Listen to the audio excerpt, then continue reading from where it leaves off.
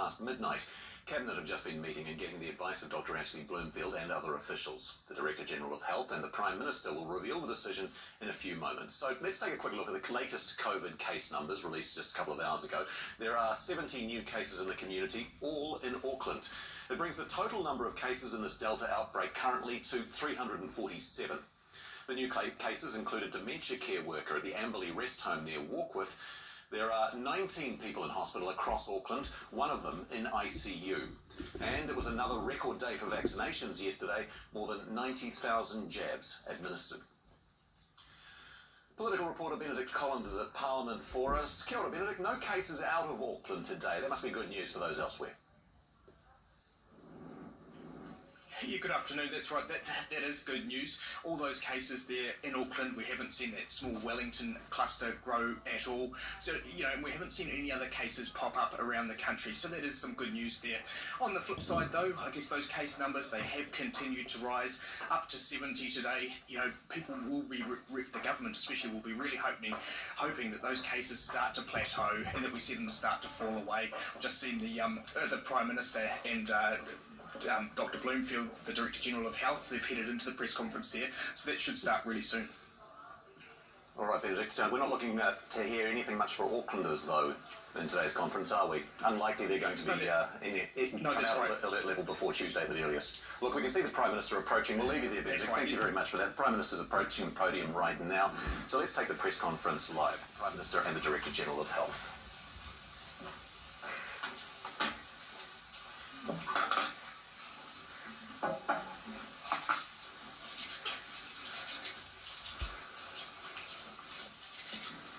Kia koutou katoa. Good afternoon, everyone. As you will have seen from today's case numbers reported earlier today, we may be seeing the beginning of a plateau in cases. Our job is to keep up the hard work in order to bend and then flatten that curve. We are doing really well, and we have evidence that what we are doing is working, but caution is still required.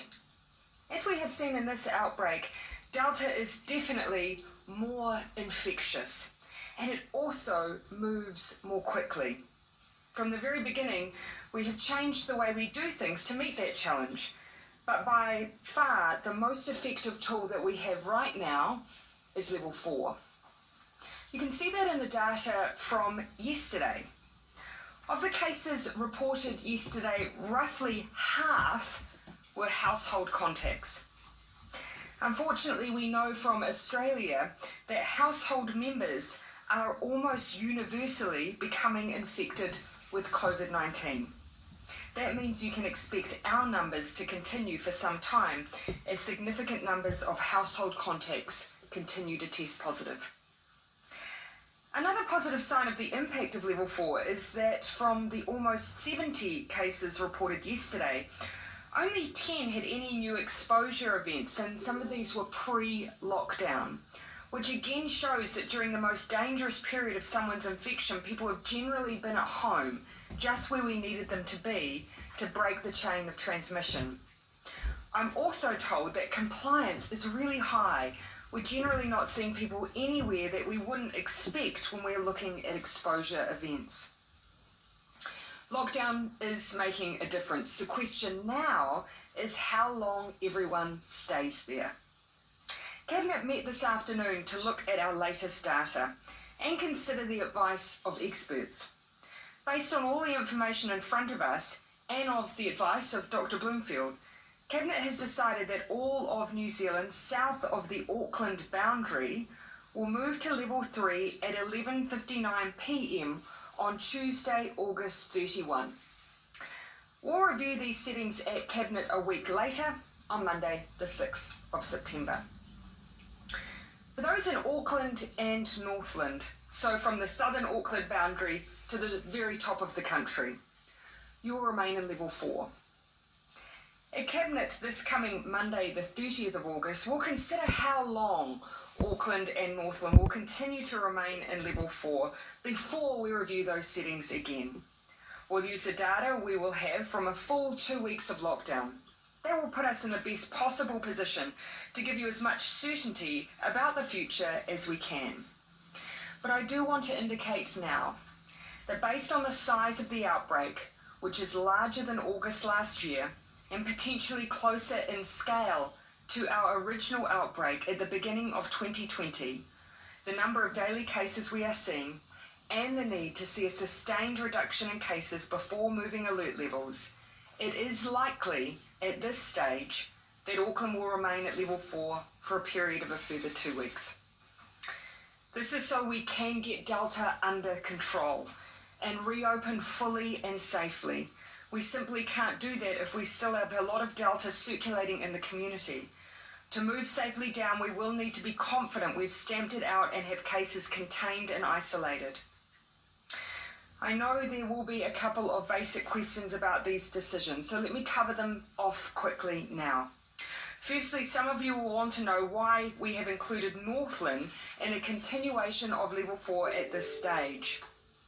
We've made that decision because of the recent case in Warkworth and the need for more data and further contact tracing in order to better assess the risk there. Although Warkworth has been included in the Auckland boundary in the past, we're concerned about the potential movement of people through that part of the country on northbound journeys. We're also concerned that one of the exposure sites in Warkworth, while closed to the public, is a relatively large workplace. We want to be as careful as possible, and I hope the good people of Northland understand why we want to move with care, given those common transit routes. That is not to say that Northland and Auckland will continue to be treated the same way in the long term. That is unlikely, but we're not in a position to give an exact time frame just yet. When we confirm Auckland's settings in a few days' time, this coming Monday, we'll update you on our thinking for the region. And again, a reminder to Aucklanders, that firm decision of how long you'll be in alert level 4, we have not made yet. What we're giving at this stage is our most likely scenarios. That update will again be on Monday. The second question people may ask is, why are we keeping the rest of the country at level 4 for a few extra days, especially the South Island? 3 reasons. The first is that will give us the confidence of an almost full 14-day cycle since our first case was discovered, especially given we had contacts across all parts of the country and over 300 in the South Island. The second reason is that we do have cases in Wellington that, while currently contained, did have contacts that are further testing due over the coming days. As I've said, we also have those contacts in the south, and that full 2-week transmission cycle is very, very helpful in terms of our confidence. And thirdly, we did see a positive wastewater result in the South Island, namely Christchurch yesterday. As noted by ESR yesterday, it's likely that this is a result of positive cases in a managed isolation facility, but further tests in a few extra days will allow us to better answer that question, and those more refined tests over different catchments are underway as we speak. As you can see from next week, our alert level settings will differ across the country, so a reminder of the rules. This isn't the first time that we have had different settings, but it will be the first time we have a level 4 and a level 3 operating at the same time. A quick reminder of the rules. There is no regional travel allowed across these alert levels, except for alert level 4 workers who need to cross a boundary to go to work or who have an exemption for another reason. No one will be able to move from one alert level to another without an exemption to do so, and the reasons for doing so are very limited. When the North Island outside of Auckland and Northland moves to alert level 3 next week, we will reactivate the boundaries south of Auckland that we used in February, which took in all of the Auckland region, Port Waikato and parts of northern Waikato. The usual checkpoints will be in place.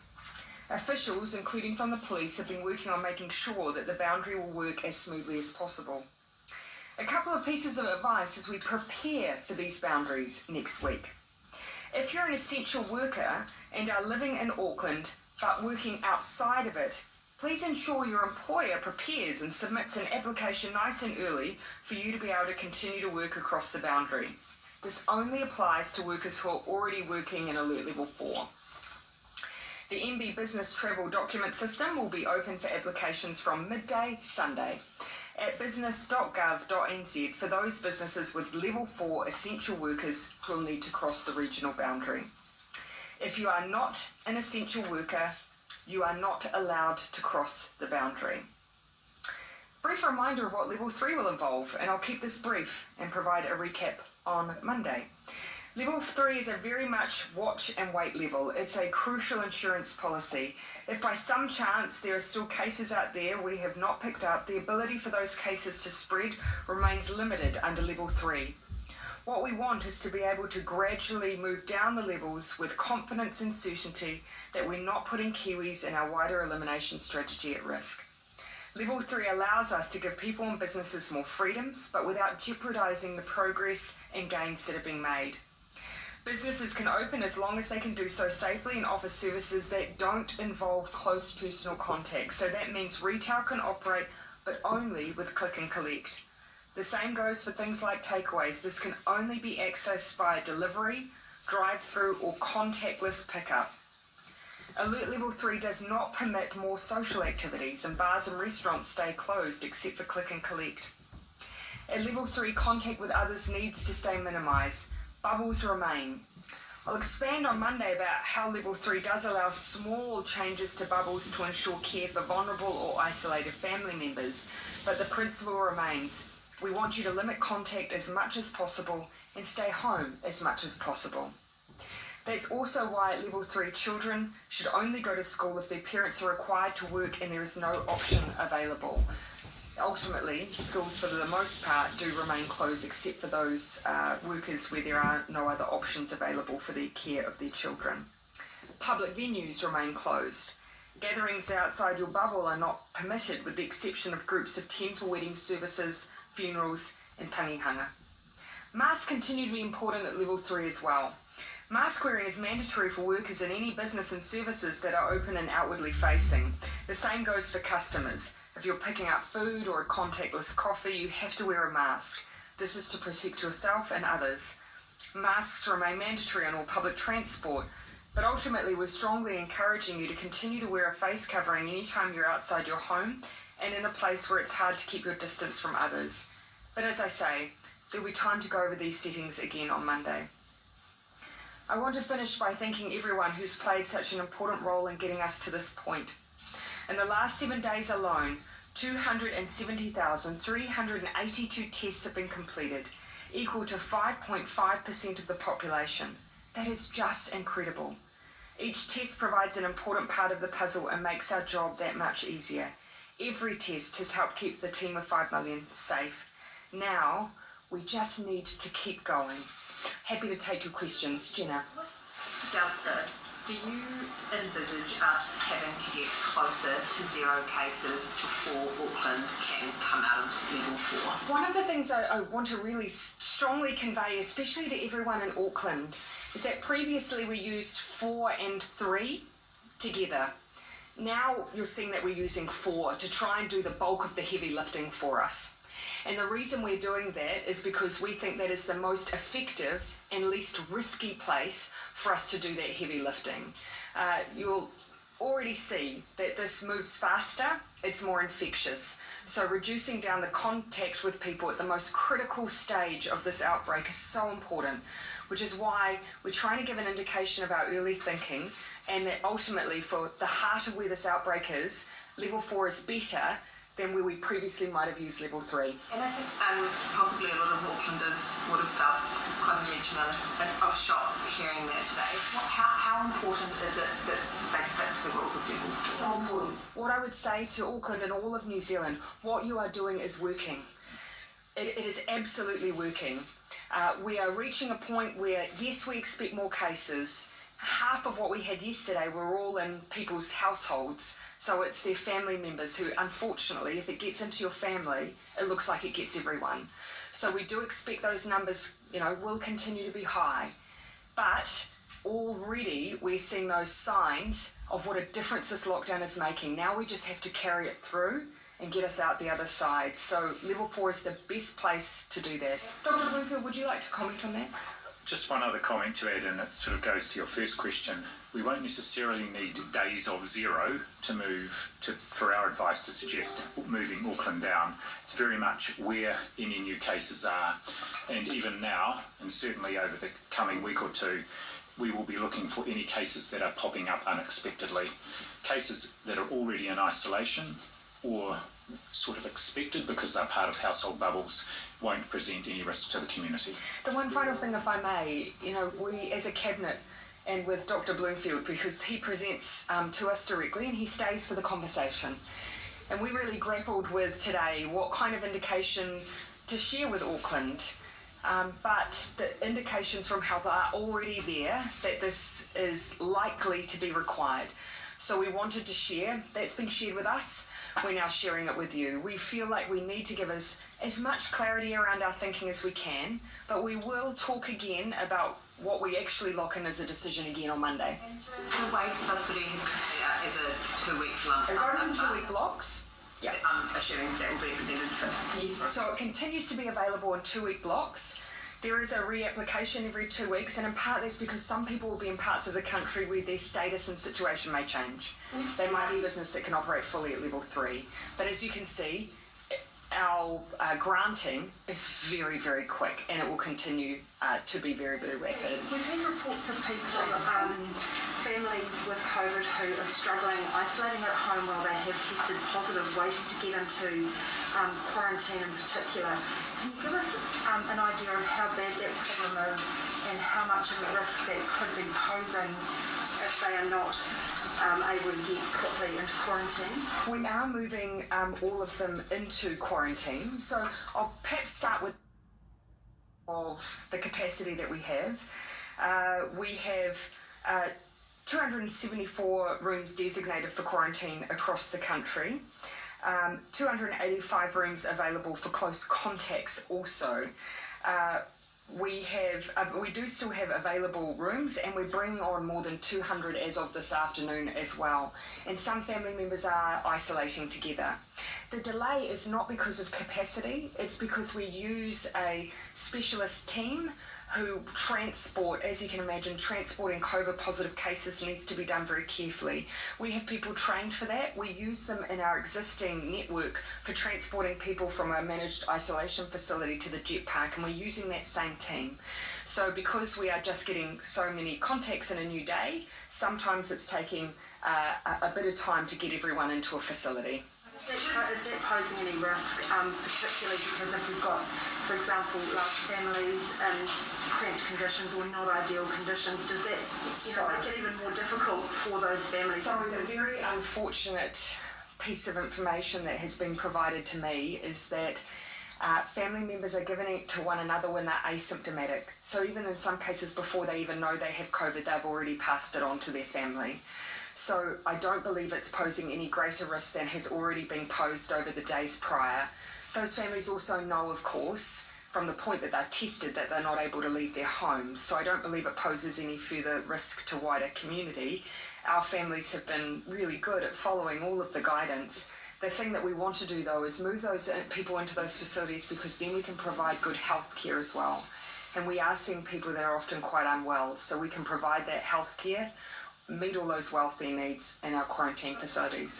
With the increasing cases that we talked about in Auckland, is that going to become a bigger problem, and are you going to be able to put greater capacity into supporting those families and their faster support into maybe a more suitable place for them to be quarantined other than at home and instead of not always ideal circumstances for them? So no issue outside of Auckland. Auckland, we have had to bring on extra facilities, one for contacts and one additional that has over 200 rooms available, and we've done that today. We'll keep monitoring, but our view is that where we can provide those families with healthcare, meeting people's welfare needs, access to other providers in a one-stop shop, that is the best we can do for families right now. On the safety concerns, Dr. Bloomfield, you might want to say something. Yes, just to add that it doesn't present any further risk if those people are isolating at home, and recalling that even our contacts self-isolate separate from the bubble, other people in their bubble. The point you've made is sometimes the family group is quite large, and so it's harder to do that. So those are the families that are prioritised for being moved. And also very early on, the very first discussion is to make sure that any welfare or other needs that they may have are being met. And the only other point I would make is that some of the people being shifted to our facilities for contacts who can't safely isolate at home, for people who we have a strong feeling they will become cases. So those people are automatically moved in as well if there's a strong sense they may have already been infected within their family bubble. Mikey.